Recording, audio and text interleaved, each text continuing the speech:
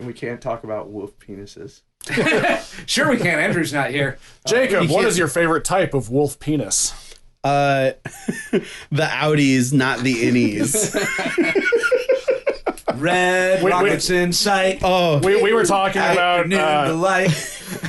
we were talking about the wolf penis joke in the group chat. I don't think I know the wolf penis joke. So Listen to our Slipknot episode like from a couple of years ago. I had a buddy that was like, I have a lot of jokes about like dogs and gross things, or I used to back when I was a joke telling guy. Yeah. But how do you get a dog to stop humping your leg? Yeah. Pick him up and suck its dick. Yeah. And then there was another one. But anyway, I told my friend Cam yesterday at Oliver's, and this other guy was like, oh, that's like the fourth or fifth dog balls or dick joke that I've heard you say before. And I was like, yeah, it's kind of a genre. And he goes, you're like the Red Rocketeer.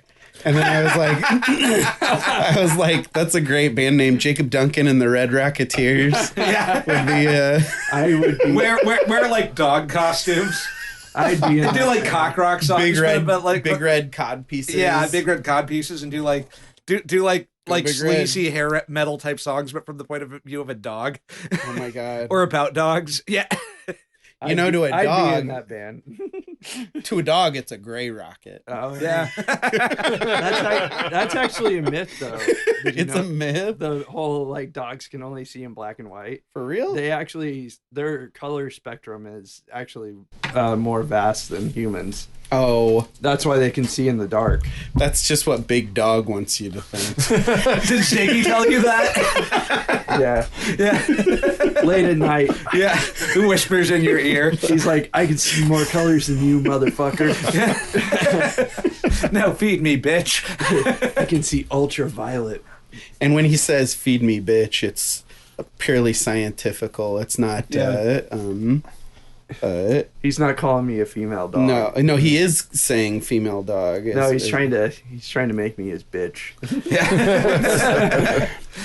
What was I gonna say? I had an unrelated thought, so That's don't fine. mind me. Yeah. Do you think you guys smell something burning? That was me just having an unrelated thought. Is it the Yeah, rock? having a stroke.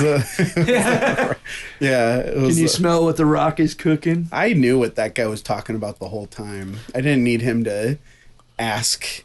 And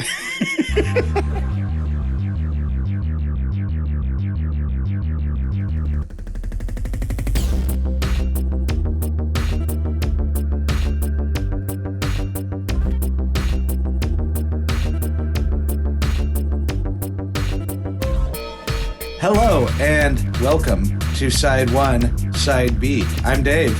I'm Steve. I'm 7-inch Sean. And today we have a regular guest, friend of the show. We have Jake with us. I'm Jake. You could call me Jacob. You can call me anything you want. Just don't call me late for supper. Hi-oh! Hey. My dad would say that. It got funny it was always funnier the next time he said it. This is a follow-up to our Joy Division episode. What do you guys know about the band New Order, and what is your relationship to it? I saw New Order live at Coachella in 2005. Oh, nice. I wasn't ready for it. I was coming out of my hippie bullshit phase, and I didn't understand the significance of New Order playing. I wish I could go back and appreciate it. Yeah, that was level. That was before they fired Peter Hook too, so you got to see it with Peter Hook. Oh, all right. Well, look at me. Yeah. I don't know who Peter Hook is. The bass player. Oh, from Joy Division? Yeah. He got fired from New Order? Yeah, there was drama in, what year was that, like 2014 or something like that? Oh. I'm not going to look it up. Way past my time. Yeah. Yeah. He says in 2025. Yeah. There was a lot of that. Yeah, like I think. I mean, they're still together though. But They are, yeah. It's kind of just the Bernard Sumner and the drummer. Well, and the old keyboard player too. Oh, yeah. Like she joined back up, but she left for a while and then came back after Peter Hook was fired. I think I think it was because so that they would be back to 3 original members. But yeah.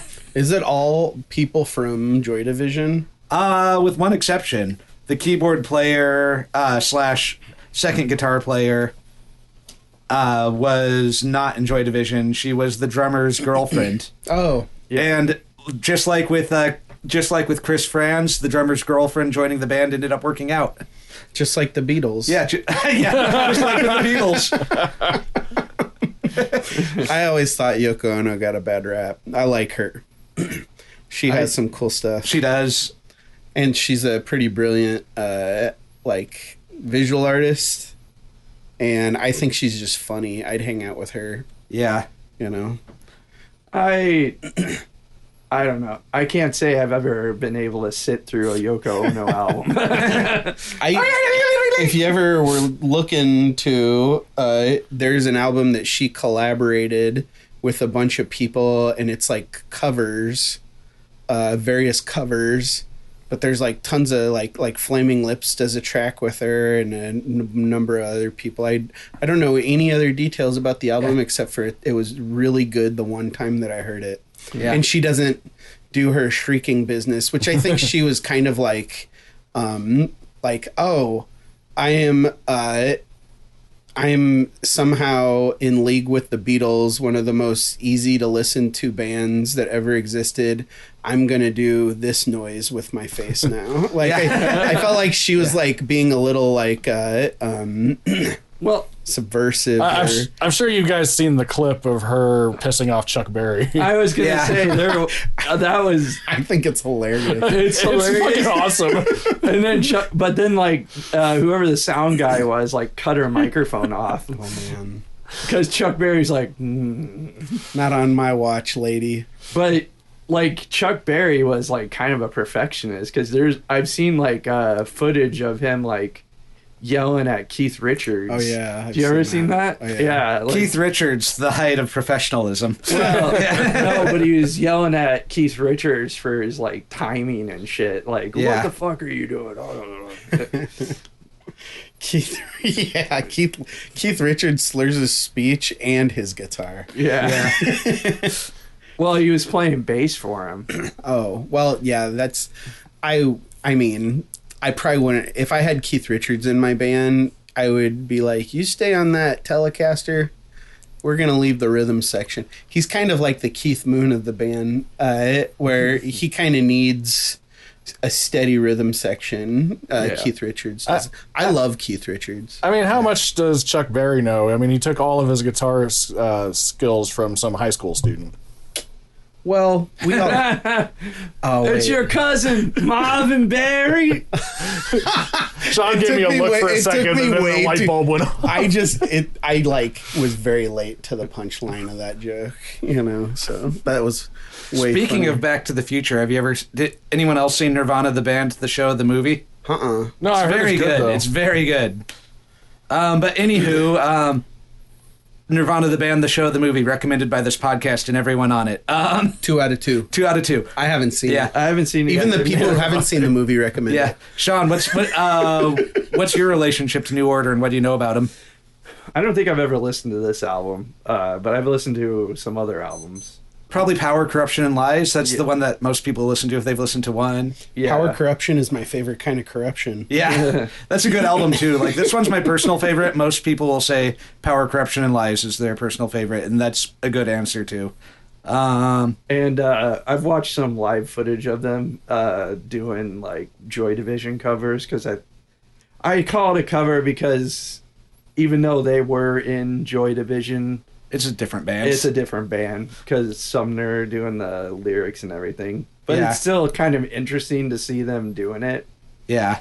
Have you listened to either of their singles compilations, like either Substance or Singles? Substance is their 12-inch singles. Singles is their 7 inches. I've listened to Joy Division Substance. Okay. Yeah. I think New Order's Substance came out around the same time as Joy Division's. Steve, before we move on, Steve, what's your relationship to New Order? Not a whole lot. Yeah. I've heard the Joy Division album that you brought in, and I liked that very much. So I suspect I will enjoy this very much. You've probably heard Blue Monday. They're like their biggest hit. Yeah. Probably. I was gonna say I have a story about Blue Monday. Yes. Because I saw the band Orgy live, Yep. and that honestly is a terrible fucking cover. Oh yeah, it's really bad. And fuck anybody who likes that cover. You know, when I hear something, a little addition to what you just said is I was in a cover band once that I'm not too proud of, and we did a cover of the Orgy version of Blue Monday. And that was before I even knew like that New Order like did that song. Like I saw New Order at that festival, and I didn't realize that was a New Order song. So you weren't even paying enough attention to recognize it was probably the highlight of their set, probably the last song they played before the encore, or it was the encore. Yeah, it didn't like I had no point of reference. You know what I mean? That cover band wasn't my favorite. All right, and so that song wasn't my favorite. Also, Did they also do like Godsmack and stuff? no, they did like what else did they do? Because it felt like it was around the same time that Godsmack was out, like That would have been in the late. 90s. No, this cover band thing that I was in would have been in like after I was at Coachella. Oh, You know what I mean? So Yeah. it was a very confusing time. I'm still a very confused person. Yeah. You know? Yeah. but like so I saw Orgy live because they were the first band in the Family Values tour. Nice. Dee-dee-dee-dee. Dee-dee-dee-dee. Is that a That's Adam's Family. Adam's Family. when the Addams Family went on tour? But Yes. so The second movie is Adam's Family Values. Yeah. Which is a great sequel. That It is. It's better than the original, even, and the original The original is really good. yeah. So it was Orgy, and they were so bad because it was Orgy, then Limp Bizkit. Dude, when I die And in then, rolling. You got to see Fred Durst play break stuff, or did you get to see Fred? No, Durst? it was that was before. Oh. Yeah, it was before. You got to see him do Faith. And then Yeah. Ice Cube, Nice. cool. Best one. Rammstein. That's Nice. cool. That'd be fun to watch. That was awesome. Actually, Rammstein was the best, and then Korn. But I Orgy think was Korn like is, I think they're one of the worst bands that Yeah. ever really Yeah. existed. so. Rammstein and Ice Cube were the best. Orgy was like so like people were booing them. Oh man. They were were playing first. And Yeah. they were playing first. It was so bad that like the lead singer Korn, what's his face, Jonathan Davis. came out and like started like singing with them, and people Just were to try to still boost booing- morale. and people were still booing them. You know you're in a bad situation when Jonathan Davis tries to And get I ended up just morale fucking boosted. I'm like, hey, you guys want to like go get something like to drink while we're waiting for Yeah. the next band? Yeah. oh man. But it was Limp Bizkit's first album because it was $3 like, bill, y'all. Was that one? Yeah. Yeah, it was like '98, I think. Oh Right? yeah, long ass So, time ago. Yeah, I would have been going right into it. I would have been like really starting to get into hippie mode. That's when you were in starting to get into the 1998. Grateful Dead. Yeah. I was discovering drugs and jam band music. I was I at that time I would have been like a huge Pink Floyd fan. I Nice. was. Yeah. I was listening to like Dark Side of the Moon, The Wall, Yeah. all the time. Yep. In And then my I would have car. also been a huge Primus fan at that time. I was a huge Doors fan too. Oh, nice. Like, I was annoying my friends, like rolling around listening to the fucking Doors and Pink Floyd, and they're like, "Can we listen to anything else?" I'm like, "No." No. I was like Are you driving? Yeah. you know No. what was big back Yeah. then was all of the No Limit rap, all the Master P and all that kind of shit. Is that on any of your yeah. guys' radar? Yeah. It was also like when ICP first came out. too. ICP. 1998, I would have been into like Green Day and Weezer. They might be giants, I think, the most Oh, at that nice. time. Yeah. Pop That's punk, pretty geeky alternative rock type stuff. Yeah. Yeah. So you guys are talking about all this, and I was like 11, and I didn't get into music until I was like 14, 15. So it's all just like a gray blur for me for that time period. Like, and it's weird to me to think now there was a period of my life even that early on where I wasn't into music at all. Like, weird. yeah, strange. But Things land where they land, I guess. Yeah. You know? and then I think it was What was the first album that got you like hooked on music? Smash Mouth. Aha! Somebody once told me the world is gonna roll me. I ain't the sharpest tool in the shed. You knew right away. That's What were you gonna. say? That's gonna have to get cut because I was just thinking of something. Oh, I think it's fine. It was less than 10 seconds. That might be the sound collage. Anyway, actually, yeah, it was around when All Star came out. Hey now, you're an all-star. Get your show on. Go play. Yeah. And I went to the CD store, and they didn't have Astro Lounge, so I got was it Fushu Mang, which I maintain is actually a pretty good album. Yeah, the album before that was actually good. Yeah. Is that the one with Walking on the Sun? Walking on the Sun, yeah. Yeah. In fact, I've always wanted to do a doom metal version of that song, but Yeah. in fact, I might actually bring that album in sometime, like in like a few seasons, because we got a lot of plans. But anyway, we're talking about New Order today. Yeah, New Order. So this is their third album. It is called Low Life. This one marks a pretty big turning point in the band's history. Like their previous album, Power, Corruption, and Lies, was also a turning point. But okay, to go through a little bit of history, their very first album, they still sounded a lot like Joy Division because they were still figuring out what they were doing. It didn't have quite the same reception. Power, Corruption, and Lies, they started moving into their own thing. People love it. Most people's favorite album by the band. Shortly after that, they released a non-album single called Blue Monday, and they hated playing encores, and so they wanted to use as many like computers and sequencers as possible, and accidentally ended up inventing a bunch of them, and created this song to avoid playing encores that ended up being like all the work that went into like creating the technology for it and then writing the song and like lining everything up ended up being like more work than just playing a normal encore every show. But they broke a lot of ground. It became the best-selling 12-inch single, but they lost money on it because of the how expensive the packaging was. But yeah, huge turning point for the band. It's associated more with the Power, Corruption, and Lies era. It was on the U.S. version of that album. But like at that point, they became a lot bigger. So that for when they put out Low Life. So this is the first album they put out after they had such a huge breakout hit as Blue Monday. And so this also is the first time that they released like 12 and 7-inch singles of songs that they put on an album. If you remember, like with Joy Division, they hated putting songs that they put out on singles on albums because they felt like it was redundant. Yeah. And so they didn't do that for the first two albums. Like a lot of the most essential early New Order songs are not on albums. So songs like Ceremony, Blue Monday, Temptation, Thieves Like Us, those are all just not on an album. That's why Substance and singles are essential collections, and you have to get them if you're a fan of the band. But like with this one, finally with Low Life, they included The Perfect Kiss and Subculture as singles off that. And they still did a bunch of non-album singles around this time too. But so this was the point where they were finally, oh hey, the singles should be a commercial for the album, huh? They're like, oh, Yeah. that's how this works. The singles are significantly different from the versions on the album, and we'll get into that later.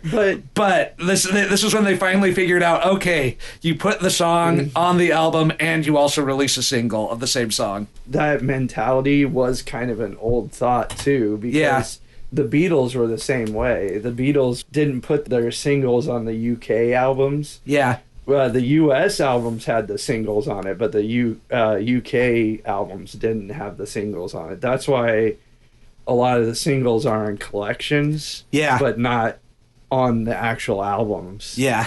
Like Hey Jude is not on any album. You got to get this. They were on single collections. They released a big single collection called Past Masters, Volume 1 and 2, and that's the two collection that has like all their singles on it. Yeah. So yeah, it was kind of ingrained in their heads that you released a single and then you had an album that was the artwork, but the single was like to promote the band. Yeah. You know, you've kind of it's kind of circled around, and people are doing that again. Like there are a lot of non-album singles. Yeah, I think it's because of the way music is distributed now. Because most people don't listen to albums anymore. Yeah, like we're weird dinosaurs. Hey, talk for Yeah. yourself, motherfucker. Yeah. But yeah, this album too, Low Life, represents the point too where they were putting out a full album after having released Blue Monday. So they also had all these fun new sequencers that they had partially invented, partially picked up through trade shows, and they were doing more with computers rather than with like homemade synthesizer kits that Bernard Sumner had bought by mail. And so like this is a point where their production style got like a lot cleaner too, and so like this is a real like huge turning point in the band, but there are still also a number of like rock songs with real drums that are meant to be played live on this too. So this really marks a perfect middle point between them being more of a rock band and more of an electronic band, and it's split pretty evenly. The next album, Brotherhood, is split 50-50. This is more, I don't know, I'd say 60-40 in favor of rock songs, but it's still like, yeah, this marks the point where they were really coming together as, but we are both a rock band and a dance band, or we'll do the dance song, but then just have like this shredding six string bass solo right in the middle, and then followed by a guitar solo, and to show that we can rock out and then go back to the dance beat. But yeah, the lineup at this time and through all the classic era of the band was Bernard Sumner on guitar and vocals, also guitar player from Joy Division. Peter Hook on 4 and 6 string bass and electronic percussion, and he did some lead vocals on the first album, but mainly backing vocals at this point. Julian Gilbert on keyboards and guitar, and Stephen Morris on drums, electronic percussion, and programming and keyboards.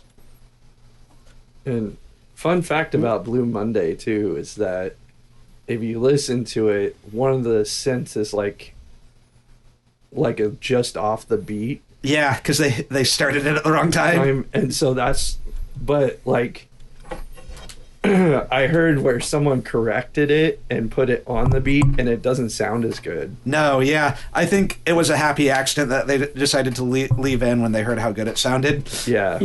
It's like just behind the beat, and so I hit the mic. They started it just a little too late, so it drags a little bit. It doesn't sound like off, it just sounds like it's dragging. Yeah. Yeah. Like a Jay Dilla record? Yes. Nice. Let's look at like a Rolling Stone. Let's look at the cover. The insert is also part of the album artwork. So who wants to look at this? I will. Sorry. The guest always gets priority. Oh, nice. Oh my God, you guys, you would not believe what I'm looking at right now. It's all 4 band members, yeah, on the front and back, and then on the nice insert. tits. I mean, What?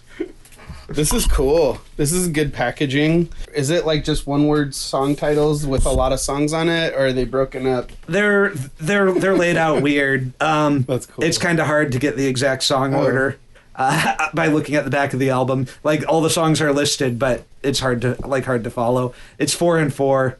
And it's like 4 on each side, so I don't think you'd really get that by looking at the back of the album cover. But it's good packaging. A good tell is the uppercaseness. Oh yeah, that's probably of the word. So all you lovebirds out there. Yeah. So the front of the record though is Stephen Morris, the drummer, in black and white, looking serious. Yeah, that's a pretty iconic album cover. Yeah. Give the drummer some, huh? Yeah. Put the drummer right on the cover of the album. Yeah. Hey guys, I have an idea for the next album. The Beatles would never. And then on the back, it's a very blurry picture of Jillian Gilbert, the keyboard guitar player. Were they still dating at this time? I think they were married by this point, okay.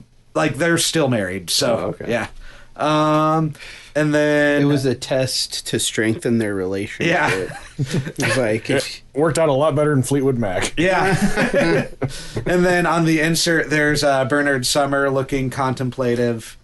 And then on the back, there's a blurry picture of Peter Hook, who looks like me. You'll see that when you watch one of the videos. Yeah, I could see that. You can't really see that from there, but I we'll could watch the see video. Yeah.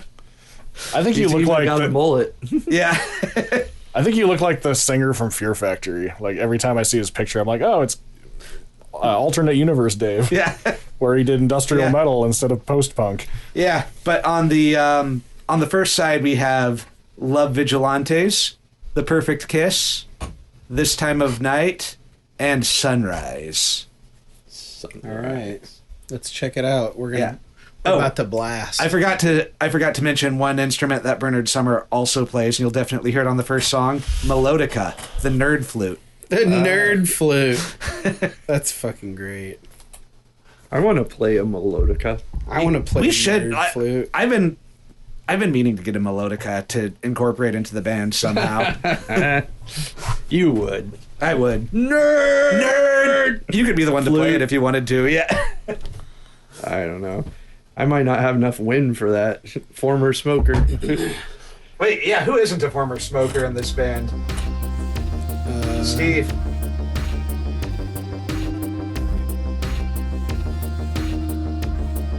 Back on. Oh, I feel like I need a cigarette. It is now. Whew.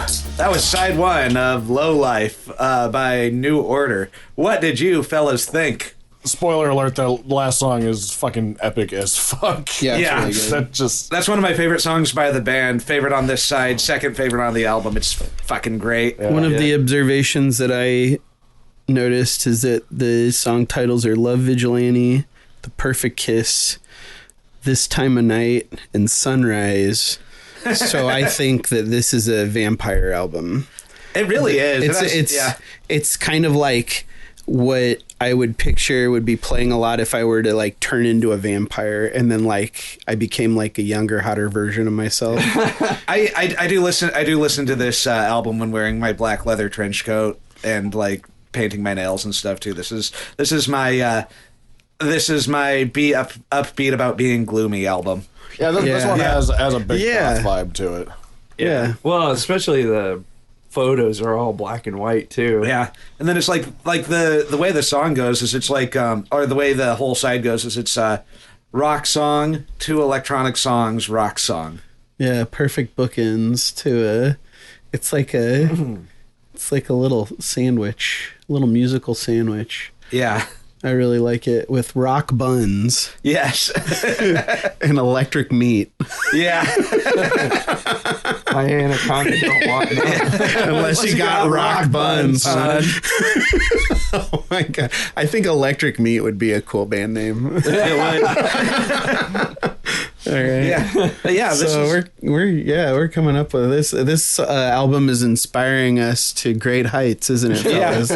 I've heard so many like power metal bands that want to be this epic and just never get there. yeah. This is And they're not even trying. No. Yeah.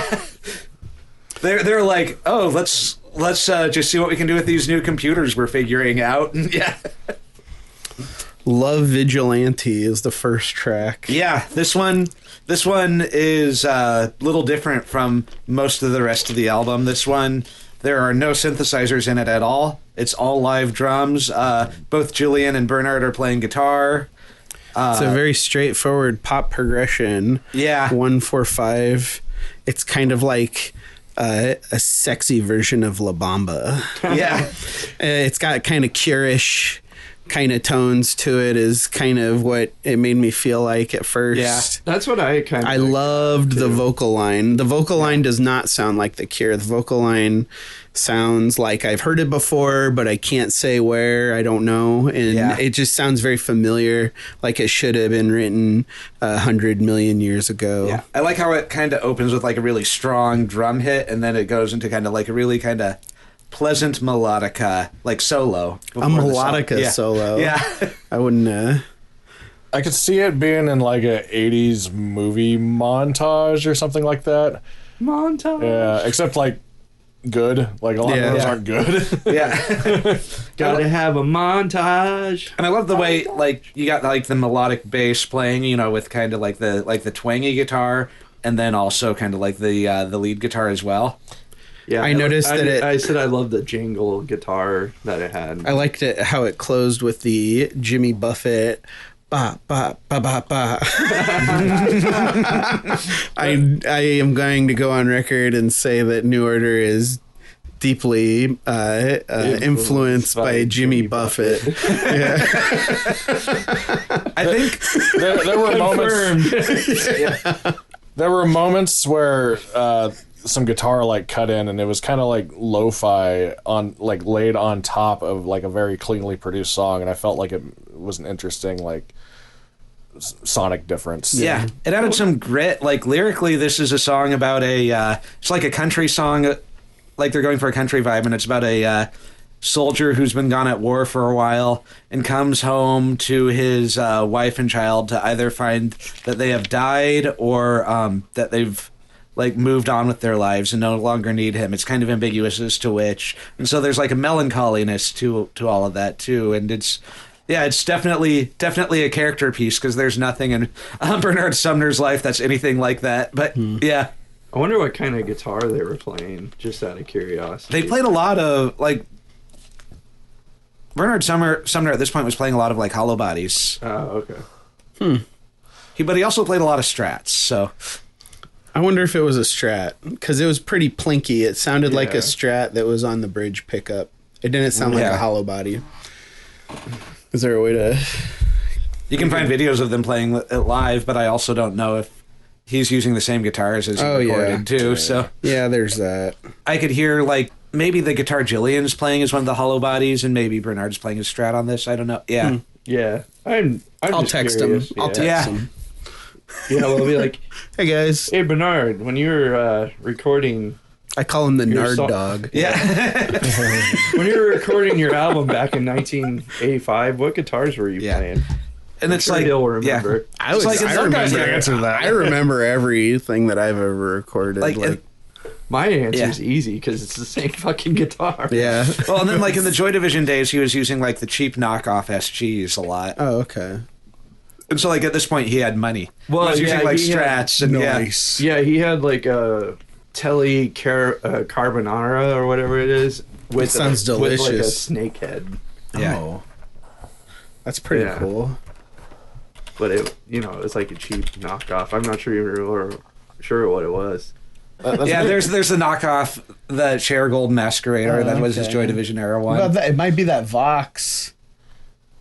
Telly. Oh, is he got to tell Thin you? line This is Telly. 81 live show. Yeah. It doesn't say here. Yeah, keep going down. I I'll be think a lot of damned. this is chronological. Oh, it looks like he was using that SG Junior. Yeah, Yeah, he was- Rickenbacker. Yeah. Oh man. Could have been a Rickenbacker. That you could get the jangle out of that. Yeah. I've seen a lot of There you go, videos of sure. him with the Gibson ES 335. All right. Look at Yeah. all He Lots did a of lot. keyboards. He did a lot of the synth playing.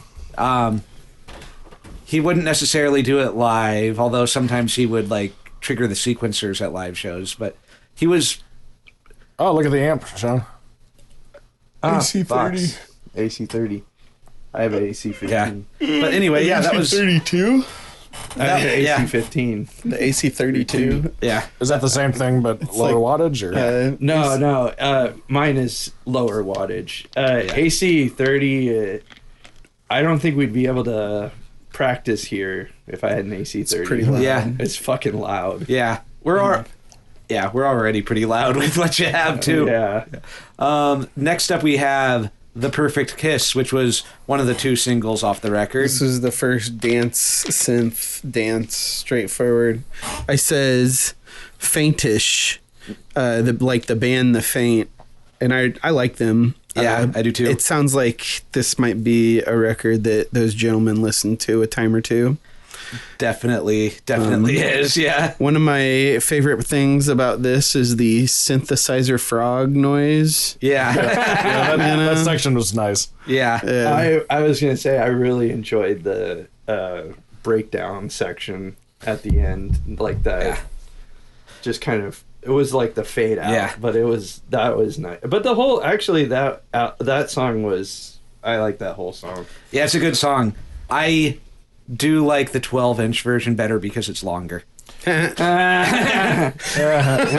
Yeah, I'm curious to hear a longer version because I really liked how this song kind of took you through a journey. It did. It takes you through more of a journey for the long version. We'll watch the music video, which is even longer than the 12-inch version, but it's much more like the 12-inch one, so we'll just do that. The video was directed by Jonathan Demme. Oh wow! Yeah, cool. best known best known for movies such as Silence of the Lambs in Philadelphia. And But this Stop was Making Sense. This was like, this would be around the same time as Stop Making Sense That's right. too. Yeah, That's cool. I liked the Tom intro, and then I liked how it had like this panning effect, like right before like the song proper like hits. Like the vibe of it, I felt like was kind of reminded me of like if Vaporwave was like produced, and not like a joke. yeah. The arpeggio sequence was really cool, and you already pointed out the forest section. I also thought that forest yeah, section. it kind of reminded me of like Sega Genesis music in a lot of ways. So I wonder if the synths that they use had maybe the same sound chip. I wonder if they did. Yeah. I really like the bass guitar on it too. I like that run down the neck he does like during the fade out, which is really cool. Yeah, I just love this song. I like it that, during the breakdown, everyone kind of gets a chance to shine. I like the cowbell. This is just a great song. He just likes the 12 inches, Yeah. It's just, to me, it's overshadowed by a better version of the same song. So, yeah. Yeah. It's longer, better, Yeah. uncut. Yeah. Also, the cool thing about watching the video is them re-recording the song like live in their studio, and Jonathan Demme and his crew just like with cameras catching the whole thing, so you get to see how they put all this together. Oh, and they do it cool. all in like one take. There's like nothing missing from it. That's cool. Yeah. I'll be damned. The next one is This Time of Night.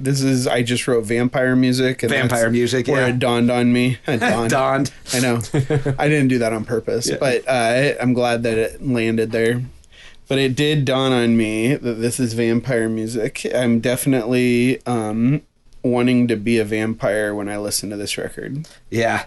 But like a vampire who's doing fun stuff, like a go-getter vampire. Like Yeah. I'm gonna go. I'm not gonna mope about sucking blood. I'm just gonna go find the fucking blood and drink it. Nice. Yeah. A motivated vampire. Yeah. This was another drum machine one. I love the way on this one that the synth bass interacted with the bass guitar. Yeah, I agree. It Yeah, had a really good like dancey vibe to it that I really liked, and yeah, like you said, it's a gothic vampire song. I like the synth after the chorus. There was like a little do do do do do. Yeah. But I think this was my least favorite on this side. I mean, yeah. I mean, there's only 4 songs, Yeah. but If I had to choose one to be my least favorite out of 4 songs, it would be this one. Yeah. You said if you had to choose your favorite one out of this 4? No, my favorite is Sunrise. This Yeah, one's that's my favorite. This one was my least favorite, but kind of by default, in that it's like a good song with 3 great songs. Yeah. So, yeah. It's like if you say that this is your least favorite song on this side, it's kind of like, that's not really such a bad thing. No. No. All of the tunes. This is a really cool album to listen to very loud. Mm-hmm. Like, Yeah. I feel like if someone's like, "Oh, I'm gonna put on that New Order record," and then they just like put it at a quiet volume and start talking over it, I'd be like, "Show some respect." Smack. Would you Show some fucking respect. pipe down Yeah. and show some respect? Grab the water bottle you used for the cat. Yeah. Turn it up. Turn it up. The spritzing will continue until the volume increases. I'd be like, "Hey, That's how I feel. I'm gonna put this New Order record on. Do you mind putting this shot collar on? No reason." Nah, I It's wouldn't probably do how that. I'd feel if like a Love Supreme put on and people like on a low volume, like, okay, shut up, motherfuckers. Show some respect. Yeah. To St. Coltrane. Yeah. And if somebody puts like a Ted Nugent record on, I would like turn it off and break the album over my knee, and I'd be like, out of respect. Out of respect. See, I would just loudly belch and fart while it was playing until they turned it off. I only loudly belch and fart. No. Oh man. But I think we've all come to the conclusion by talking about it that Sunrise is the best song on the side. That song fucking rocks. Yeah. Like, Yeah, it's a rock tune. yeah, It really goes. just right away I was like, this song is fucking powerful. Like, Yeah. And again, it meets the criteria. It's the longest song on the album, and it justifies its length. It doesn't feel like it justifies its length. That's gonna be I the didn't even name of notice my until you pointed it out. memoir. Yeah, and it doesn't feel like it's 6 minutes long. No. No, I had no. I would have guessed That's that so cool. That's so true. it starts- Like it is- that's how I like on albums. I'll like find the longest song and see if it justifies its length. That's kind of how you can tell if it's a good album, too. Yeah, that's one of the things It starts off, with kind of like ominous synths, and then like a melodic, like aggressive melodic bass part comes in, and then Bernard just starts shredding the fuck out of his guitar. Yeah. Yeah. Like, we were listening to Dylan Highway 61 Revisited for not last week, but because of the weather, we canceled last week, but the week before, and we did Desolate, like after Desolation Row, we were talking about it, and I said, yeah, it's 11 minutes long, and Steve's like, that song's fucking 11 minutes? I didn't even realize it. Yeah. That's pretty rad. Yeah. Because it's such a fucking epic song. Yeah. This side of the album kicked major ass. I agree Yeah. too. Like, I give it like it's way better than any Ted Nugent album I've Yeah. Bernard I would not break it over my knee out of respect. Bernard's a great like guitar hero. He couldn't like he had some trouble like singing while playing, so a lot of the times like the guitar will drop out during the vocals, except near the end of the song, because then he's enough in the groove that he can do it. So if you ever notice how like the guitar will drop out while he's singing, except like near the end of the song, that's because like live, that's how it like he would like once he was really starting to feel it is when he could keep up his playing with his singing. But yeah, no, like he was an amazing like shredder. Are they all still alive? They are, yeah. Okay. Speaking of the singing, I also thought that this was the strongest vocal performance on the album. Yeah, he's not like a great technical singer, but he puts his whole heart into it. Yeah. Yeah. I did think I agree. It was the strongest vocal performance too. Like, I thought the first song and this song had like the two strongest vocal performances. The middle songs seemed more about like the movement in yeah. the room that they were going to be playing it in, and Sunrise and Love Vigilante seem like turn it up in your living room and or headphones and whatever, you know what I mean? Yeah. So the Perfect Kiss and This Time of the Night are definitely more like party. This Time of Night was like it had like something going on there. It was like it got me all hot and bothered. Yeah, And it was takes, sexy. Yeah, and it takes a lot. yeah. You know what though? This is definitely because it's such a thumping album. It's like definitely like an album you could like work out to. Yeah. Like, If you know what I mean. Yeah, so an album you could do the Is it left arm horizontal day tango. again? Is it right arm day again? Yeah, Anyway, yeah. that's a masturbation joke. Yes. Just I didn't to catch clarify. That. Can you say it again? well, the joke is that no, I'm joking. Anyway, When you have an old date with Rosie Palm or Four Sisters and somebody else. Yeah. somebody else. I've never heard that one before. But it is kind of cool. It starts with kind of a melancholy rock song, does kind of a like an epic, not so melancholy dance song, but the lyrics are pretty dark to that one. It's about seeing a friend who's being self-destructive. I think it's about Ian Curtis. A lot of people think it's about Ian Curtis. Which one? Perfect Kiss. Oh, okay. Yeah, they've said it's not, but I don't believe them. Then yeah, kind of a dark, moody dance song, and then just something that's kind of menacing but triumphant to end it out. Yeah. All right. Should we get to the side two? Yeah. So yeah. Yeah. I can grab it. We'll be right back. Oh, yeah. With more masturbation jokes. Well, the songs on the next side are Agalia? Elegia. Elegia? Elegia. Elegia. Elegia. Sooner than you think. Ah. Subculture. No, just subculture. Subculture. Face up. And Face Up. face down. Ass down, face up. Yeah. I wish Joy Division was here, or not Joy Division, New Order. New Order's here, Hear that zinger. I'm coming in with all of the zingers. They'd be like, we're gonna kick your ass. They'd be like, we don't have. I those may kind be of- 70 years old, but I'm gonna fuck you up. Yeah. They are British, so Yeah. they'll probably They're headbutt British. you. Yeah, They're from Manchester. There's a lot of soccer hooligans from there. Yeah. And they dress like soccer hooligans while playing electronic music. So Peter Hook will come after you with his hooks.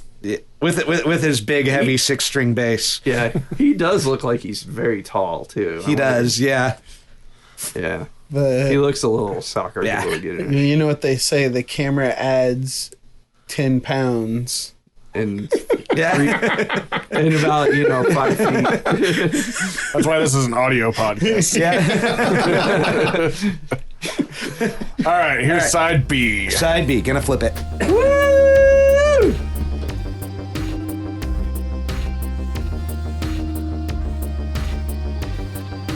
Welcome back from side B, which I like a little more than the first side because I feel like this is a perfect side of music. Like all 4 tracks are exactly what they should be. Hi, friends. Hello. It's me, It's me. Well, what did you guys think of this? Wario. That was, I thought it was great. This is the first track on here is an instrumental, and it sounds like something that a true Norwegian satanic black metal band would walk out onto stage to. There's like bells, there's very serious long pads, you know what I mean? Yeah. It's like everything they dreamed of, but in 1984 instead of the 90s. You know? For this side as a whole, I thought it was probably stronger than the first side. I think I liked the first side a little bit more just because the last song was such a fucking banger in my opinion. But as far as like consistent like experience, I felt like this side I enjoyed a bit more. I don't know. Maybe I don't know. Maybe that was yeah. word salad. I don't know. I really can't tell you because, I thought both sides were great. So Yeah, it's this like- is Yeah, maybe they're not even worth comparing. Yeah. Yeah, This it's is such a great album. I love this album so much. That's why I like to listen to CDs. Yeah. so I don't have to decide. You're on the wrong podcast. This Bob. album's great. Sunrise, having listened You to this, sound like my wife. having listened to this on CD, Sunrise does flow pretty well in Elegia. So yeah, Oh, okay. but yeah, this is There's like they're probably thinking about CDs a little bit by '85. But yeah, Oh yeah, they were. there's like spaghetti western style guitar, like real like kind of round plinky. So I thought that was kind of an interesting, I like kind of synth, kind of electric tune with really plinky, plucky western guitar on it. It was really cool. It sounded like horror movie music. this The very beginning, I thought felt like horror movie music, but as Yeah. it went on, I thought it got kind of more grand in a sense. Oh, Like, it yeah. reminded me of like I don't know, something magical in a video game or something. Yeah. I Like, getcha. oh yeah, moving on to talk about the individual songs. Yeah, oh, Elegia. I thought we did. Oh yeah, I thought yeah. we were talking about Okay, all of yeah. that stuff I just said was about the song Elegia. Yeah, it's great. Yeah, I like the creepy like tubular bell style synths. Hey! like the synth bells. Yeah, I was gonna say I thought it sounded like Mike Oldenfeld Tubular Bells. yeah. I was going to say that I felt like it sounded like Tubular Bells by Mike Olden. The interesting thing. Oldfeld. I'm just Interesting joking. I thing don't about know this who that side guy is. as a whole, and how the song relates to it, is this was like the only like pure electronica one on this side. Like you got a little bit of the electronica elements mixed with like rock elements in a later one, but this was like the pure electronica one, and this was not a dance song like the two electronica ones on the first side. This was like a creepy instrumental. There was only like the occasional drum hits. Sometimes it was like a bass drum. Sometimes it was like a backward synth cymbal crash sound. Yeah. There were Yeah. no synth frogs. Yeah. I noticed. No synth frogs were harmed in the I like- making of this. I liked how like at the beginning, like the spaghetti western guitar sounded, kind of like spare and thin, but then by the end it just sounded like fucking huge. Yeah. I thought it was great. I've actually listened to like the whole Tubular Bells, and I love that album. Yeah. At least the original one. I've heard like because Mike Oldenfeld like went crazy and would like try to record it like many times. Yeah. And he probably could have had more hits if he would have just moved on. Yeah. But he got obsessed with doing Tubular Bells over and over and over again. Yeah. So yeah. But What yeah. a weird. But very- it's worth listening to. Yeah. I'm actually surprised you've never heard it. Anyways. But it was great. I this thought reminded- it was great. Yeah. I would listen to that. Like you said, there was an 11-minute version. Yeah. I would listen to that. This one was like if you combined Tubular Bells with like a John Carpenter score. I felt like yeah. John Carpenter vibes. It was in like a 6/8 time. It made me feel like a very strange like Motown ballad at a faster speed. Yeah. You know, like yeah. What are you gonna say? This one I feel like would work really well in like a Dungeons and Dragons playlist, Yeah. or a Werewolf the Apocalypse playlist. Yeah. This would be a great song to role play wolf penises with. That's, yeah. Although this one is And the more, Slipknot episode goes up even more. that's a Although this one, a is more reference of a- I don't understand. I think this quite. one is more Vampire the Masquerade than Werewolf the Apocalypse, though. I was gonna say this yeah. one is way better wolf penis music than Slipknot. I Just gonna love say it. New Order is a better wolf penis band than Slipknot. I love the Controversial I love the idea of a genre of music that is wolf penis music. Yeah. I can't wait till someone asks me what my band sounds like. Wolf penis It's music. definitely wolf Yeah. penis Well, music. the other day we were talking about it in the group chat, and I had to tell the guys that I had to disconnect from work Wi-Fi to search for sexy wolf furries so I could put a furry picture in the group chat. Let's see here. Sooner Than You Think. I have rock. 80s hipster dance rock Yeah. is kind of what I say. And I mean, the word hipster comes from a place of love and respect. Yeah. But yeah, it was cool. Yeah, I liked the like synth harpsichord thing. You could definitely tell it was like live drum hits. I do think there were some E-drums mixed in, but I think they were played live, not like a drum machine. Yeah. I think this one was kind of the more straightforward song on this side. Yeah. I liked the sense of regret that was in the lyrics, and like I think like his vocals sounded the most strained, but it fit the lyrics really well. Yeah. I liked too like the way he rang out with his guitar, like into the like halfway through the verse. Yeah, I said I love the guitar work on this one, and then the synth accents that he was doing. There were some synth accents that they were doing in it too that I liked. Yeah, I put that Yeah. in my notes too. That I really enjoyed the choice that he made with the synths. Yeah, I think from what it sounded like, this one sounded like to me, this sounded like Jillian was also playing guitar and then like switching to the synth occasionally throughout it. Because I really did hear two guitars throughout it. Maybe that was overdubs, but maybe that was the two of them playing together. Yeah. I think it's funny that the song Sooner Than You Think is the second longest song on the album. Yeah.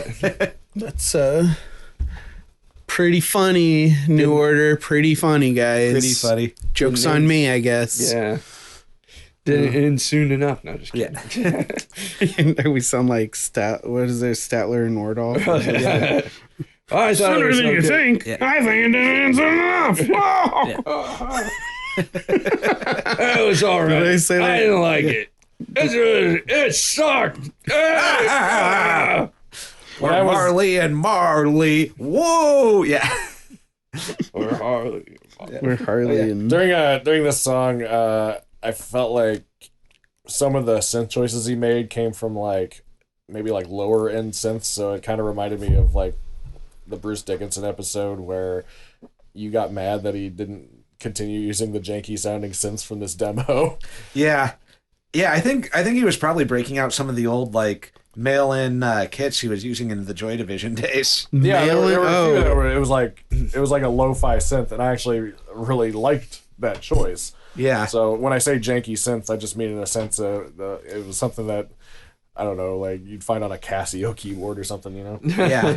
Before I forget, it is kind of funny, like how, like, not saying that, you know, Joy Division wasn't high energy because their live shows were, but like, you know, their albums were a little bit like, you know, kind of goth and like low energy kind of like slower tempo, moody. Yeah. And how like high energy like New Order is compared to that. And it's kind of, and they like almost invented like dance club genre and stuff. Yeah. It's kind of funny compared to that, like comparing them to New Order to Joy Division. I know they're completely, you know, they wanted to move away from that, but it's just kind of funny. Yeah. Like I think they were like at this point the only like Joy Division songs they were playing live were Ceremony, which was played live once by Joy Division, and it was more thoroughly a New Order song because it was their first single,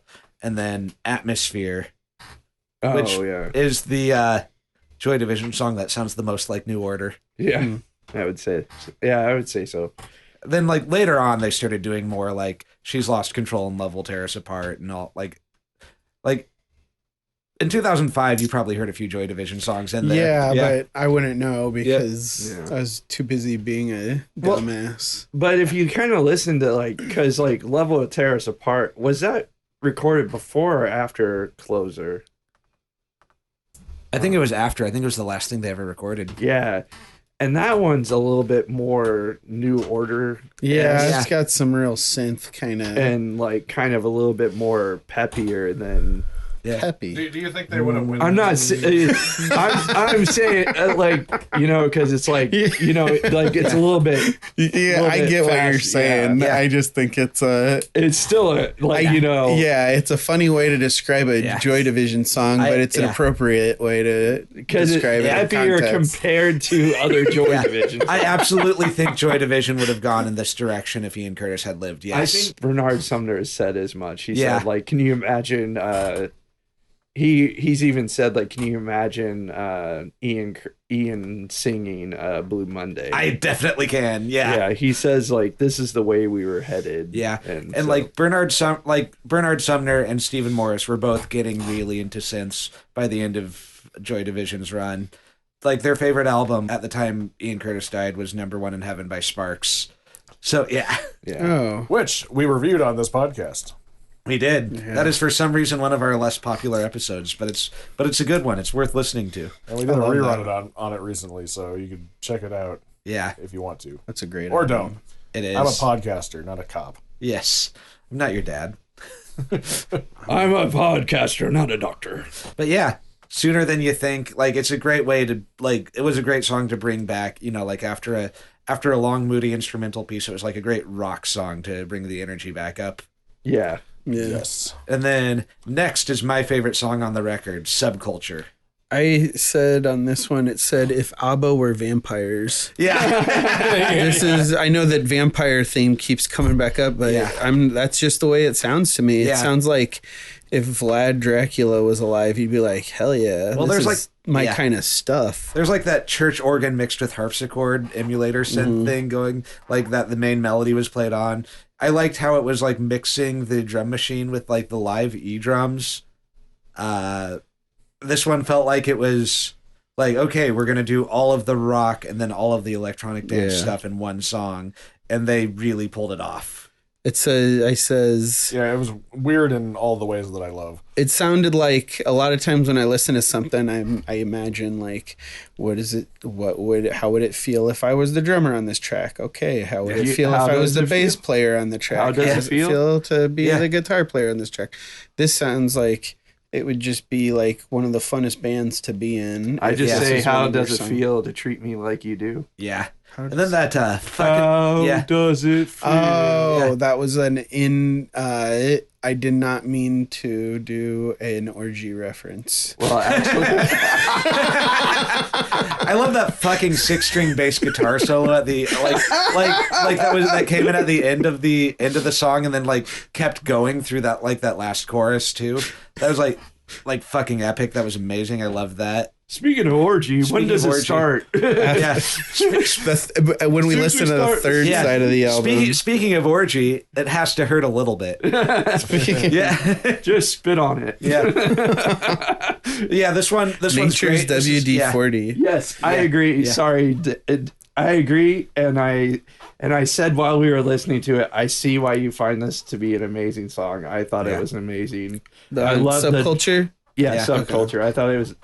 I really enjoyed the driving bass on it, the bass synth, and like, or not bass synth, but yeah. And then I liked the synth work was amazing on it. It was just a really great song. I liked, and I also liked how like they layered in a bunch of stuff like at the end, kind of up to the tempo to give like a sense of urgency, and then like at the end, they just like dropped out almost everything, and you won't even notice. Yeah. Honestly, seeing you like so excited about the song was almost like. Yeah. Like even more like it pumped me up. Yeah. Yeah. Part of the reason I love doing this podcast is it's fun to discover music through other people. Whereas like if I'm by myself, I rarely am in the mood of. You might not to break react out of the my box. same. Yeah, exactly. Until it's pointed out to you. Yeah, it's pretty Actually, cool. that's when I most like experiment because then I feel comfortable listening to weird shit that I wouldn't listen to in front of other people. normal. He almost people. said. Yeah, normal Yeah. people. Look Like, around, I wouldn't Sean. listen to Tubular Bells in front of people if I hadn't heard it before. Yeah. Like I have to like listen to it and then like, okay, it's okay to listen to this in front of people.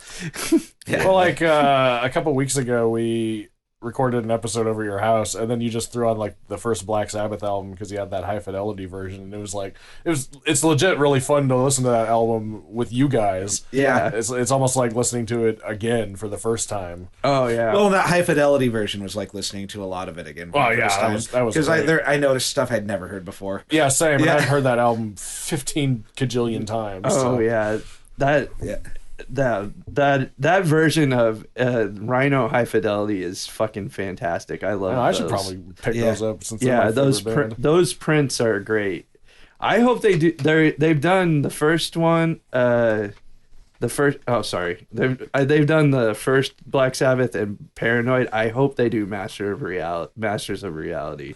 Oh, that'd be great. Yeah. I hope they do it through Sabotage. and Yeah, then maybe that'd be stop. great. Yeah. Steven Wilson remixed Technical Ecstasy, and it's still Technical Ecstasy. Yeah. Yeah. But yeah, I also liked the like towards the middle of Subculture, the like the drum breakdown that sounded like industrial, like that sounded like fucking Nine Inch Nails. Oh yeah, Yeah. yeah. Trent Reznor loved this album. Oh yeah, Trent Almost Reznor certainly. has listened Yeah, to you this can probably hear. multiple times. Like probably hundreds of times. He's probably Man, that listening to guy it right can't now. write a hit. No, I'm joking. I'm joking. I love. Yeah, where is he now? Where the Yeah. fuck is he now? Just winning Oscars, just Yeah. writing all of the coolest like movie score music you ever heard in your life. You know what album I'm obsessed with is the Gone Girl soundtrack. That's very good. Yeah. It's, Oh, really? Yeah, it wasn't my favorite movie, but man, the soundtrack really. I can read a book. What, to you didn't that like album. Dookie Howser getting his throat cut? Is that Dookie? Is Dookie? I always thought it was Dookie Howser. Oh, it's, Have I been saying it wrong for It's like Doogie. 35 years? yes. Doogie with a G. Yeah, Doogie Howser. Dookie Howser. Doogie. That's gonna be my new stage name. Doogie. I remember seeing him in Starship Troopers where they were all dressed up like SS officers. Oh, yeah. And me and my friends kept calling him Doogie Hitler after that. Dookie Hitler. Dookie Hitler. That's Like hilarious. it is funny that as a middle schooler I got, oh, this is a satire of fascism. Yeah. Well, at the time a lot of people were like, why are they dressed like Nazis? It's like because they're the bad guys. Yeah. I remember The thinking movie's about trying to make that it about obvious. RoboCop when I was Yeah. a little kid. I was like, RoboCop's so cool, and I'm like, wait a minute, this feels like maybe I shouldn't respect the cops as much as I do. Yeah. You know what I mean? Like, it doesn't paint a good light on the abuse of force. You know what I I mean? do like the memes that I've seen lately of RoboCop where it's like, if you think you're having a bad day, this guy was killed and then was resurrected to come back to work. Oh my god. I never. I'd be so fucking mad. Yeah. I'm like, just let me die. And then he shoots a guy in the dick. Yeah, look on the bright side. Okay, yeah, I was gonna. Steve. Yeah, okay, maybe it was worth it. I'd buy that for $1. Remember RoboCop shot that guy in the dick? That's like the best picture ever. Yeah. Yeah, subculture. Yeah, what did you guys think of it now that I'm done talking about how much I I liked thought. it? One of the better songs on the album for sure. Yeah, it's great. Yeah. I mean, Four my on the favorite floor. is Sunrise on the whole album, but that one is a possible candidate for the runner-up. I thought it was great. I dug. I would definitely buy this album. I thought the whole album was great. Like, Yeah. I know we haven't finished it yet, but I thought Subculture was great. I like like I said, I like the driving bass and the synth work on it was amazing. Yeah. There is a single version of it that's worse because they add some stuff to it that takes away from like the menacing nature of it. We'll talk about that a little bit more later. But yeah, this is like the album version though. It might be my favorite New Order song. It's my second favorite. My favorite is like their it was like their third non-album single. And the first time they sounded different from Joy Division, which is called Temptation. And we'll talk about that later at some point when we do an episode on Substance or something, maybe. I don't know. But yeah. Yeah, I liked it. I said what I had to say about Subculture first, so Yeah. I'm spent. I'm spent. I'm just absolutely. He shot his spent. load. Yeah, shot his load. Oh no! In the end, he submitted. I was, Had to hurt a little bit. I was hoping that nobody would notice. I was kind of relieved that this was a podcast, but now you guys have brought it out. Thanks, dudes. Yeah. And then we have the album closer, which is Face Up. Okay, so my personal... Sick I'm bass gonna take line. his face. Yeah. Off. It's a great closer. Like, yeah. Yeah. Like This is a bookend because the first song was the chord progression was 1-4-5, do, fa, sol, and then this one is do, sol, fa. So the first one you think Wild Thing on the way up, and then the last one you think Wild Thing on the way down. It's kind of, It's a great way to book into an album, too. Yeah. Yeah. sick bass line, Yeah. sick jungle beats, Yeah. a very galloping synth bass. Yeah. Well, then, like, there's like the galloping synth bass, but then there's like the bass guitar, like doing that, like that nasty fuzzed out. Yeah, that was doo-doo-doo-doo. fucking rad. Yeah.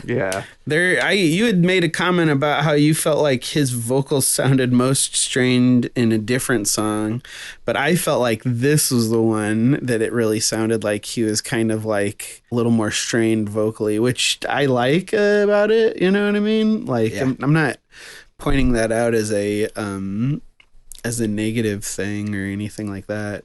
Yeah. I dig it. I like how the song started out like it was gonna be like a dark, menacing song, and then it was just like a sudden tone shift into something more positive. Yeah. At least I thought until Dave pointed out the lyrics. Yeah. Oh yeah. What were the lyrics? The vocal line is I can't bear the thought of you. uh, Yeah. And the Well, I music think behind it is that's just this positive. optimistic. yeah, look on the bright side. I can't bear the thought of you. So, my Go personal, get fucked. yeah, It's kind of a relief. yeah, my personal story with this song is once I pulled into the parking lot for a funeral while listening to this song once. Oh, I And did that with yeah. Chumbawamba. I get knocked Yeah. down one time, and I was like, "This is inappropriate." Yeah, and I was kind of early, Worst so time to I take a drink. I was kind of early, so I sat in the car and listened to this song and let myself feel all the complicated emotions about how the life of the person who had died. Steve, beep out the name. This was his funeral. Yeah. Yeah. It was someone in the scene who had died, and all of the emotions from a funeral like hit with this song, but it felt like you had to keep going. And the lyric, and then the contrast between the music and the lyrics was like a huge part of that. That was a crazy thing that happened. Yeah, there was a lot of drama around that. Yeah. I won't say much more. 'Cause if we say much more, people, if someone listened to it, they could get who it was for context. Yeah. Yeah. As a whole, like, I do kind of like it how, like, the last two songs, like how the first side was like kind of divided between the electronic songs and the rock songs.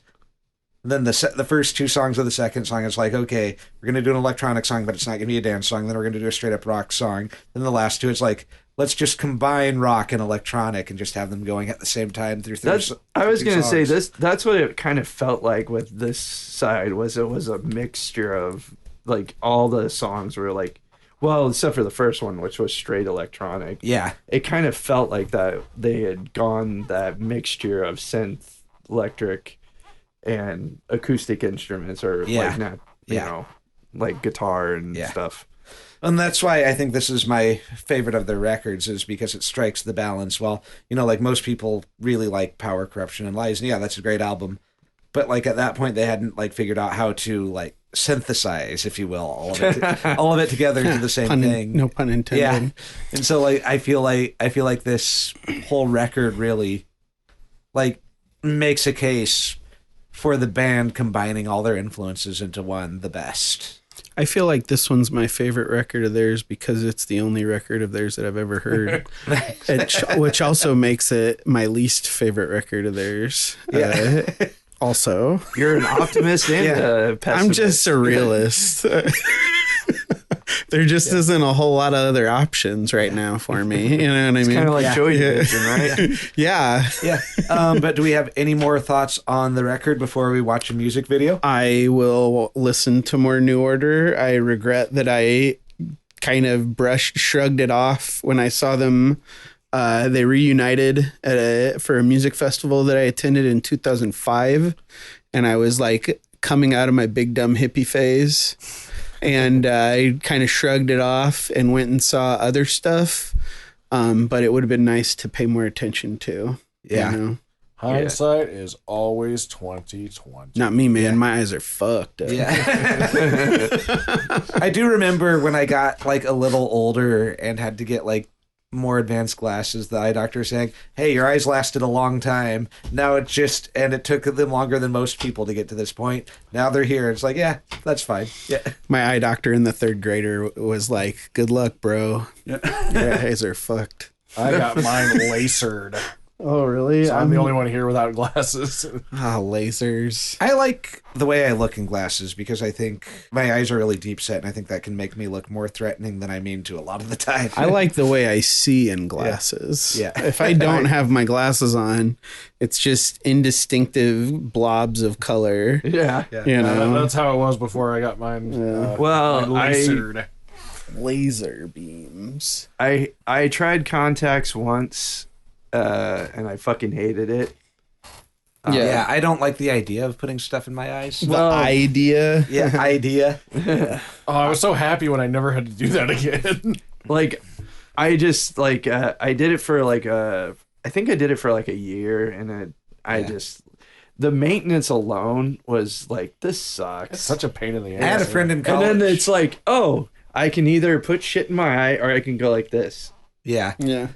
I had a friend. Oh, Yeah. I had a friend in college who once used to. For those listening, he took his glasses off and then put them back on again. yeah, that was a visual gag.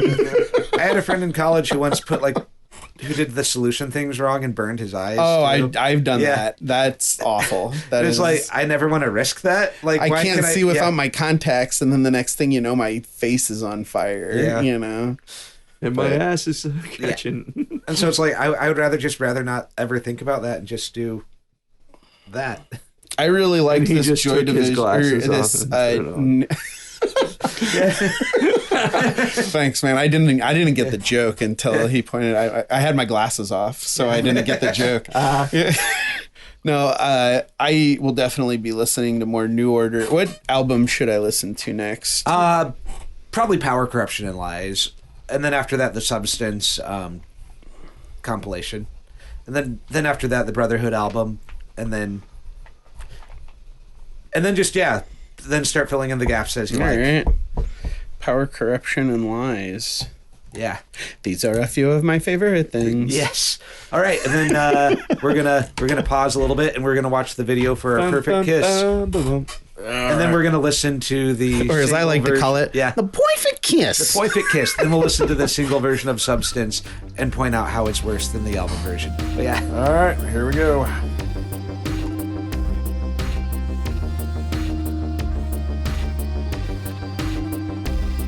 And we're back from watching the music video for one single and just listening to the other one. And these are both really different from each other, so we're not going to talk about our as a whole impression, but let's just start with what did everyone think of the video and the longer version of A Perfect Kiss? The video is very good. The song was very good. I liked the. It looked like the gal playing synth was just elated. Yeah. I knew you were gonna say She looked like a statue playing a synthesizer, which, you know, you do you. Some Yeah. people are just more stoic when they play music, you know what I mean? Well, and when you have the other three members of the band being so animated, you have to have someone do like the whole Balance it out. Yeah. the stoic act. Yeah. Well, It's usually the bass player, but that's not the case in this band. No, that guy really kind of goes for it. It was a really cool song. I liked the video a lot. Definitely looked like Jonathan Demme. Yeah. And it was cool. yeah, it looked. You could tell it was professionally shot. I wish there were more wide shots, though. Like Yeah. you said, they didn't have the first wide shot until it was Like like, the very end of the song. yeah, until It's like all close-ups on people's faces. yeah. Yeah. But I thought it was cool that it was. I now know what all their teeth look like. Yeah. Well, except for her, she didn't. She was. Oh like, yeah, her she mouth. was not. She looked like a hard nut to crack. You know, She's keeping her secrets from you. it's like let's do role play. You be her husband, and I'll be her, and ask me how my day was. How was your day? Fine. Just fine. Yeah. Who did you hang out with today? Insane.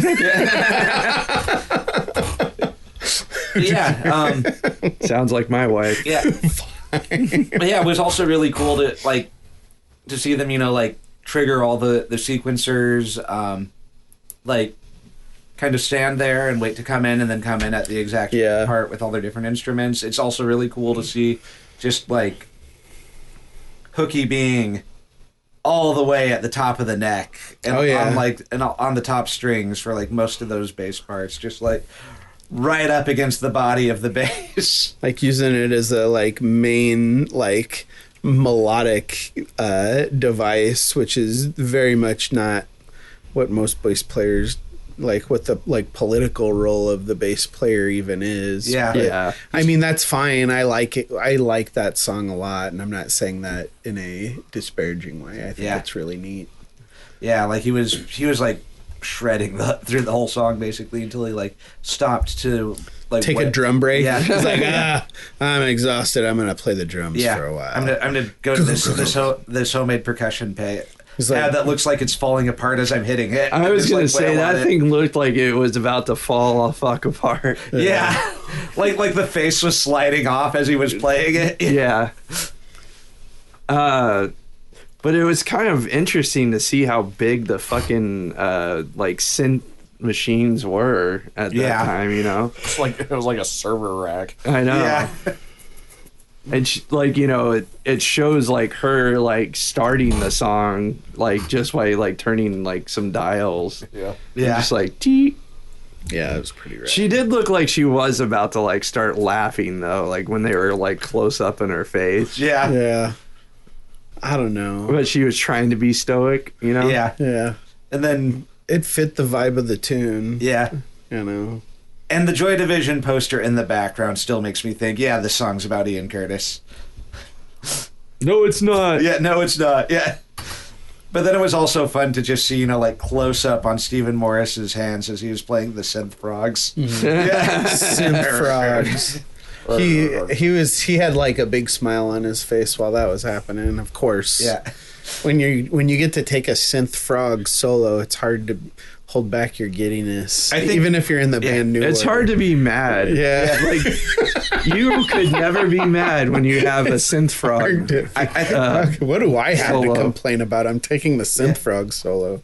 I think he pushed really hard to include those because he had like just gotten those and he really wanted to have them in there, and so he's like, finally, here's a song with a break where I think I can convince them to do it. And so, Guys, yeah. this one's got nature sounds. Yeah. That's cool. Steven Nature song. Yeah, but yeah, like great video. Like I feel like drawing it out longer gives it a lot more room to breathe, and you get to hear like the awesome, like run down the neck of the bass that you don't Yeah. quite catch all of because of the fade out. That's true. And yeah, it's also cool just to watch them, like dance around in the studio, and for an audience of the camera crew. Yeah. Yeah. You could see their reflections in the like the windows of behind them, and it kind of gave off like Return of the Jedi, Anakin Skywalker and Obi-Wan's ghost kind of watching over Luke Skywalker vibe. You know what I mean? It's pretty neat. And it was also cool to kind of hear like it like all live and them hitting all the triggers, and like Bernard's vocals, like emphasizing slightly different syllables because it was a different performance. And yeah, it's pretty cool. Well, I mean, because we've only heard the song once, we wouldn't be able to catch that, I think. But, yeah, I've heard it a billion times, but yeah. And then like and the then- 12-inch version of it is the same recording as the album version, just without only it starts earlier and it doesn't fade out and it keeps going for a while. So it's from the same session, but it sounds like, in terms of like the length, it sounds closer to that. But then after that, we listened to the baffling single version of Subculture.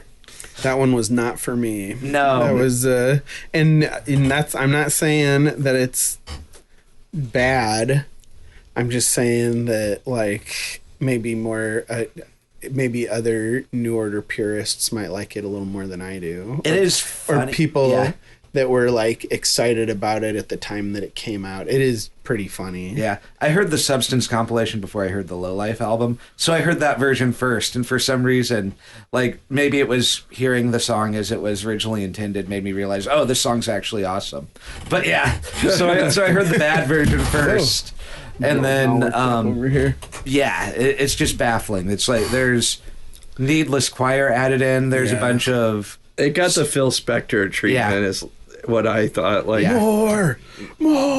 the wall of sound bullshit that he did. Yeah, I didn't like hate it, but Yeah. the album version was way better. Yeah, like a bunch I would still rank it over any Ted Nugent record I've ever heard. There's just like a bunch of like superfluous emulator stabs on the single version too, and they turned down like the bass guitar and made the solo shorter.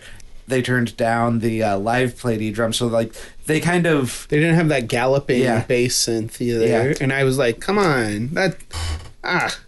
they took the rock parts to the background and then added a bunch of more of like the electronic stuff and brought them way more to the foreground, and it destroyed the perfect balance that was in the original. They should have talked to us first. They should have. Should have. Maybe they were going like off of the Blue Monday, like how popular that was. Yeah. So they were trying to Or like maybe it was trying more to tone for- down the rocky part. Yeah, there's like Yeah, it could have been more intended for Yeah. like the dance club than arenas and shit like that. Yeah, this one's for the DJs at the clubs. The rock version will be on the album, and it will be what the fans will hear at the concerts. It made me want to get one of my ears pierced. Yeah. And listen to George Michael. Yeah. I always want to listen to George Michael. I love George Yeah. Michael. I have a lot of faith in George Michael. You gotta have faith. You gotta. It'd be rude not to. I have a lot of faith in Limp Bizkit. I don't have any faith in Bluesky. I have faith that I need a motherfucking chainsaw. When it's just one of Skim those your- days. You gotta skim your ass raw. Man, Break your fucking face tonight. Give me something to break. I could just imagine that guy sitting at his kitchen table, like writing line by line. Just Yeah. what am I gonna say? Break your fucking face tonight. Yeah, that works. What else am I gonna say? Chainsaw. Okay, yeah. Go on. Moving on. Skim your ass Moving on. Moving on. Yeah. Yeah, I don't know. Yeah. I like this recording better than any Limp Bizkit song I've ever heard.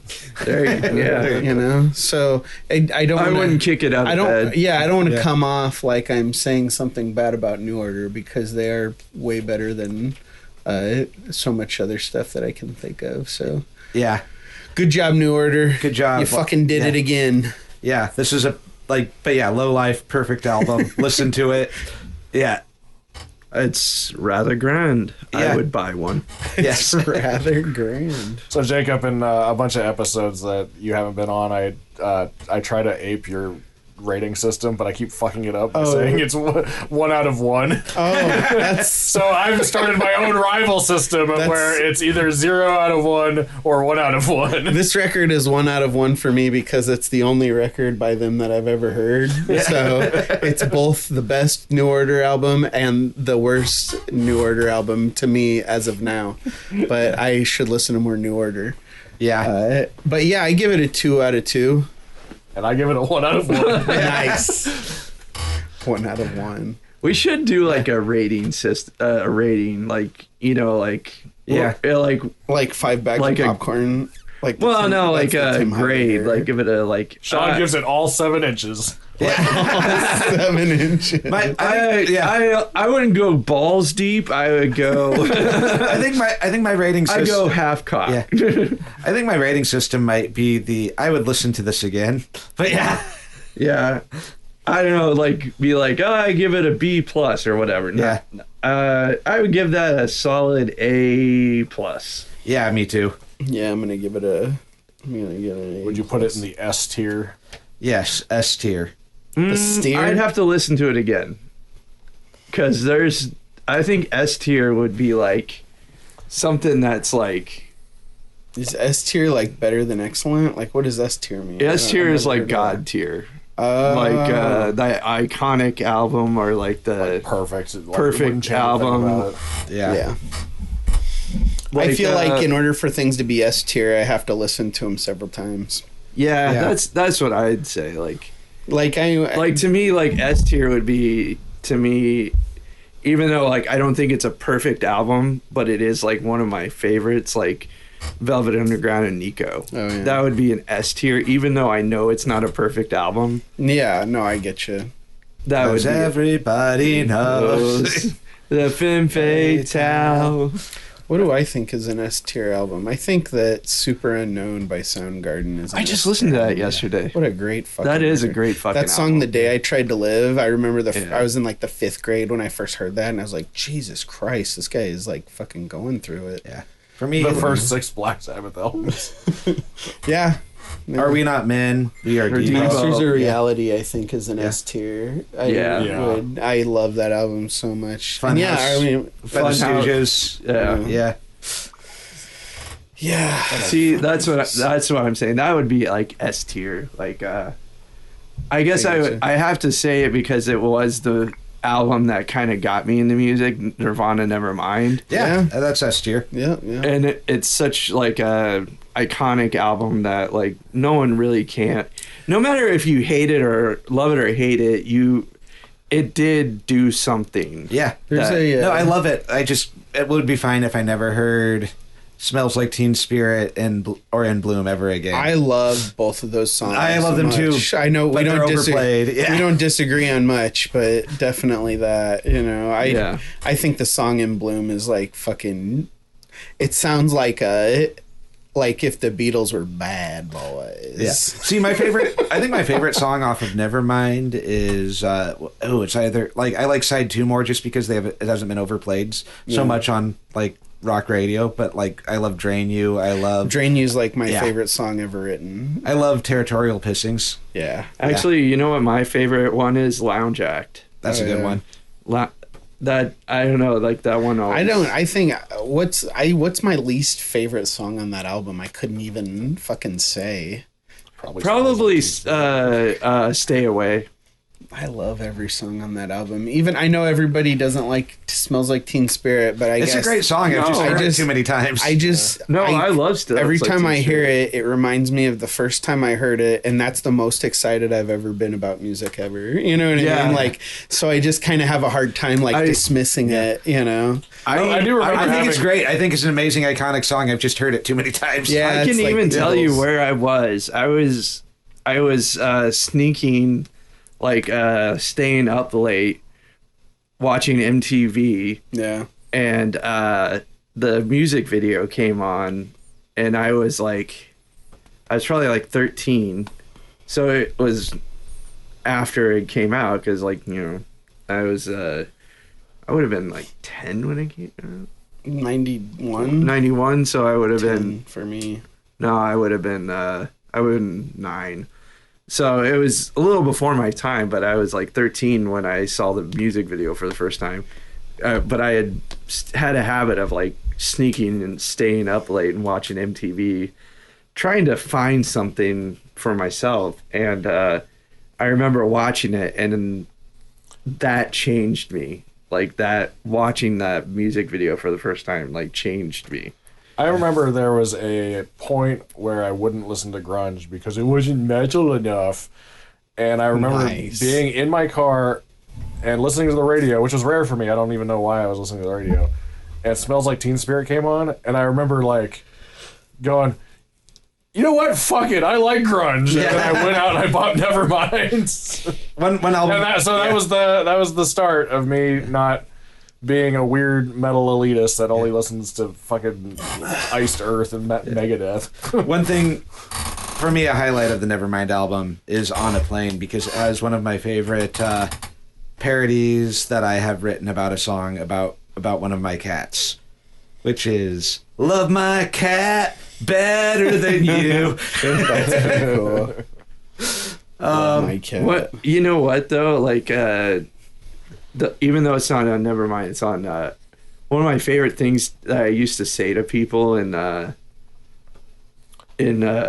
high school was off of In Utero, which was, if you ever need anything, please don't hesitate to ask someone else first. Yeah. That is good. But yeah, New Order, Low Life. I give it a solid A+. My favorite album by one of my favorite bands. Very good. Listen to it if you like synthesizers, if you like someone trying to and succeeding to balance two like pretty disparate genres, if you if you want to hear how electronic and rock music can be combined in a way that sounds really cohesive, it's a great album to listen to. It's also just a great album to listen to if you want to feel really pepped up but really gloomy at the same time. Yeah, I do. If Yeah. you like music on the Sega Genesis, I do think you would like this album. And It reminded me of many video game soundtracks. And It's something I haven't heard before that I really liked a lot. So. Yeah, I recommend it. It was like I said, it's peppy but in like a doomy way. Yeah. Yeah. And if I you would give it 3 thumbs up. 3 thumbs up. And if you want to hear what a bass guitar could sound like as a lead instrument too. Yeah. But yeah, this has been side 1, side B. Catch you on the flip side. Fuck off, guys. Good night. Good night.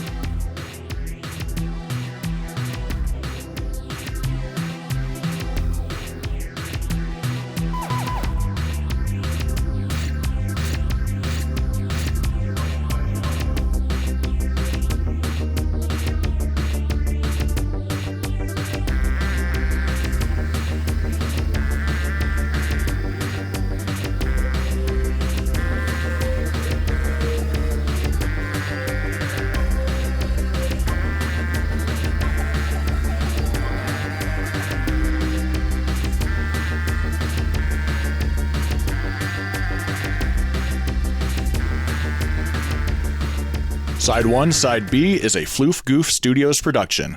Head on over to killrockmusic.com, that's KILRAVOCK music.com, to check out our post-punk band, The Alliterates, and Steve's solo project, Killrock. You can also check out Steve and Dave's experimental project, Lucid Fugue, where the theme song comes from, at lucidfugue.bandcamp.com. You can also check out Dave's old band, Gong Farmer, at gongfarmer.bandcamp.com, spelled GONGFERMOUR.